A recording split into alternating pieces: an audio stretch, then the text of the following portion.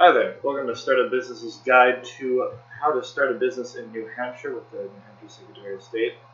Just going to go over the general filing process, and we urge you to click on the tutorials you find throughout the webpage here to get a better idea of the exact requirements for each entity type. So today we're just going to talk about corporations, LLCs, and partnerships.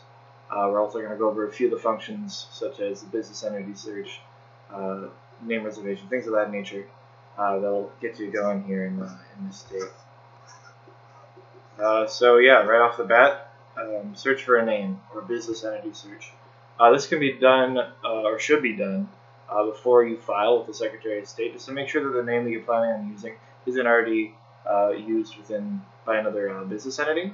So you can click on this link here, and you'll get a more detailed guide on exactly how to go about doing that. Also, there's an online registration system that they have for filers, which is great, but it's only really available for LLCs and profit corporations. That being said, you should also create an account to file your annual report online, whether or not you can start your business through the portal. So we have a tutorial for that here as well. So how does one register in New Hampshire?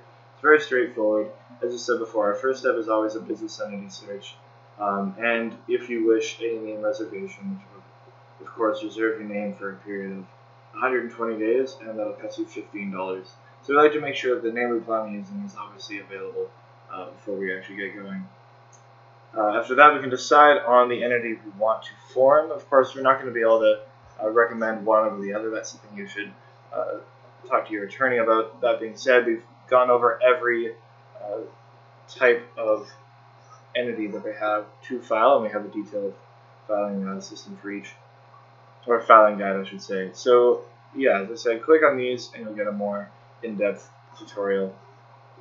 Finally, once your forms have been filled out, either online or through the PDF, you can send in the filing fee, or that can be done by credit card, online, or by check to the state of New Hampshire, actually, and you can send the whole filing package using paper filing to this location here, Corporation Division, or if you want to hand deliver it, you can hand deliver it to the State House Annex, which is, of course, this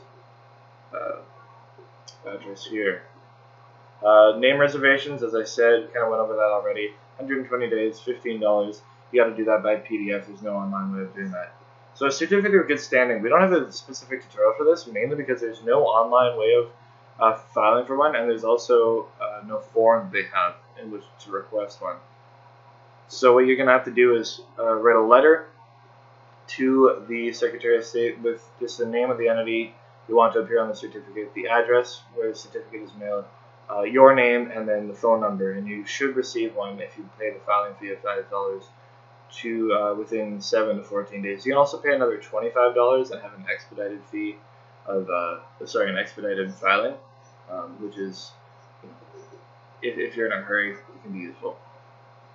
Agreements. Now we have 3 different agreement templates here: corporate bylaws, LLC operating agreements, and partnership agreements. They're all basically the same thing, in that they all relay the nature of the relationship between members of the entity and the entity itself. So all rules and regulations that govern the business internally will be placed in these bylaws or in this agreement.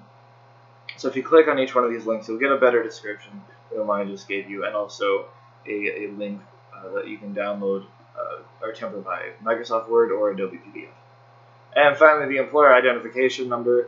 You probably know what this is already. It's sort of the corporate equivalent of the Social Security number. So if you are just creating a new entity within the United States, you're going to probably need to file for one of these if you plan on hiring employees, and if you need to file your taxes, which pretty much everyone does. So you can do this through the IRS website or by Form SS4, which is a PDF file. For more information on the process, you can also review our tutorial here. I hope that was helpful, guys. Best of luck to you.